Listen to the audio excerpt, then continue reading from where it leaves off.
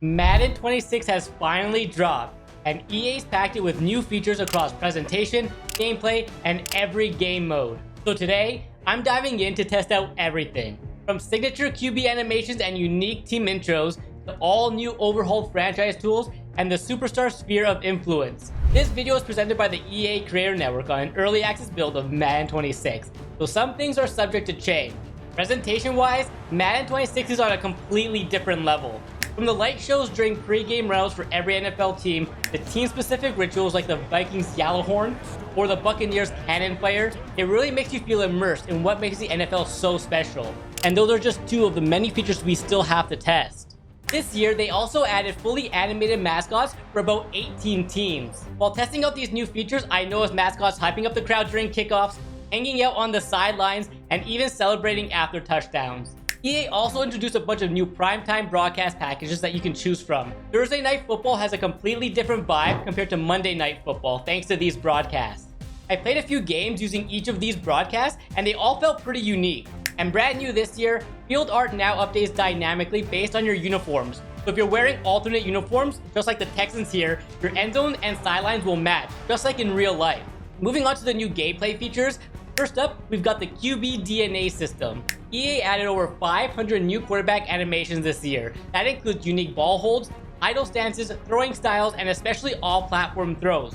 Check out Mahomes here with his sidearm sling compared to Josh Allen's over-the-top rocket. Even Lamar's quick flick throws feels completely different now. And it's not just the release. The way each quarterback moves in the pocket and holds the ball is unique to them. Then, on-the-run passing mechanics are smoother too. Holding R2 behind the line of scrimmage will enable ball carrier moves such as spin and juke to be used while still being able to throw a pass. Then there's Coach DNA. The AI actually calls plays like real-life coaches, mixing in new exotic pressures, stunts, and nearly 1,000 new plays this year. Here I'm playing against the Chiefs, and on offense, they're running a lot of RPOs and motion plays, just like Andy Reid would in real life. The AI's play calling feels way more intentional this year instead of just random. I even went ahead and tested this by running the same play over and over again, and the AI actually adjusted to my play calls.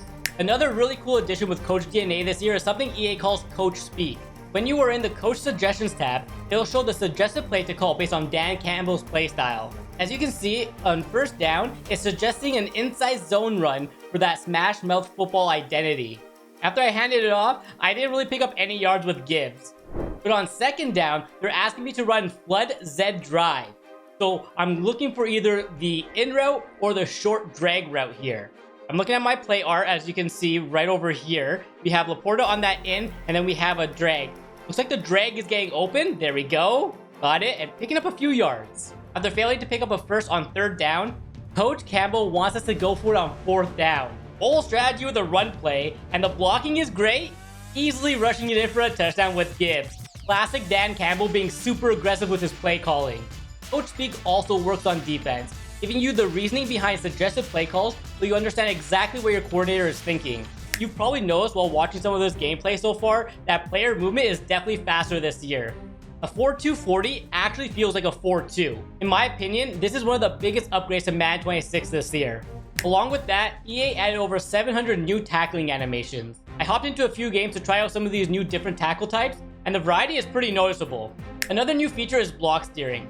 When you're engaged with an offensive lineman, you can now adjust your position within the block to control your gap better. Speaking of the D-line, EA also introduced stunts and twists this year. In the play call menu, you can hold down the play call button to select one of the available stunts or twists for that specific play. We've already seen how impactful these are in College Football 26, and now they're coming to Madden. On defense, there are a few new coaching adjustments too. If your opponent is spamming RPOs, you can go into coach adjustments and change your RPO read key or pass key to conservative or aggressive. In that same menu, you can also adjust safety depth, width, and midpoint, giving you tons of defensive options to counter whatever the offense throws at you. Another big defensive feature is route committing. Now you can commit to inside or outside breaking routes. For example, on this play, I route commit inside and my defense jumps the inside route perfectly. But if I decide to commit outside on the exact same play, the receiver gets enough separation for the catch. Another defensive feature that was added to Madden 26 is custom zones, which means we can now adjust the depth of players in zone coverage. You can now click onto the zone player, press L1 for custom zone, and move them back or forward with the left stick to where you think the ball is going to be played. This is a massive defensive tool to counter high-powered passing attacks. For ball carriers, Conservative running has now been removed. So to avoid fumbling, you'll have to use a protect ball mechanic by holding R1 or give yourself up using the square or X button. And who doesn't love celebrating after a touchdown? Madden 26 adds a bunch of new celebrations for touchdowns and interceptions and first downs, but the coolest addition is a brand new Hotspot Celebration feature. After you score, you can use the left stick to move your player around the end zone and pick a hotspot to celebrate in. Each hotspot has its own unique celebration, making your touchdowns feel more personalized and fun. The next feature I'm about to show you is by far my favorite feature coming to Madden 26, and that's football weather. In rain games, cuts feel slippery, footing isn't as stable, and ball security matters more. I noticed a ton of drop catches when I was playing in heavy rain conditions. There's a wide variety of football weather settings too: light or heavy snow, wind, light or heavy rain, clear and overcast. And one important note, teams used to playing in extreme weather conditions will have an advantage over teams that aren't used to the cold or heat. Franchise mode just got its biggest update in over a decade. First up, coach archetypes.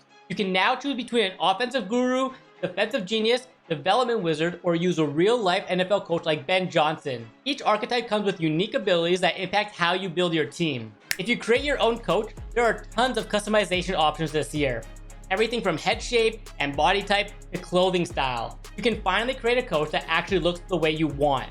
In the new Coach Central tab, you can now see your coordinators and trainer, and unlock additional abilities or play sheets as you level up your coach. You'll also earn upgrade points to spend on exclusive abilities or unique playbooks. Another cool addition is the approval rating system. If your approval rating drops too low, you can actually get fired, so there's real pressure to perform. Weekly game plan flow is smoother and loads much faster this year.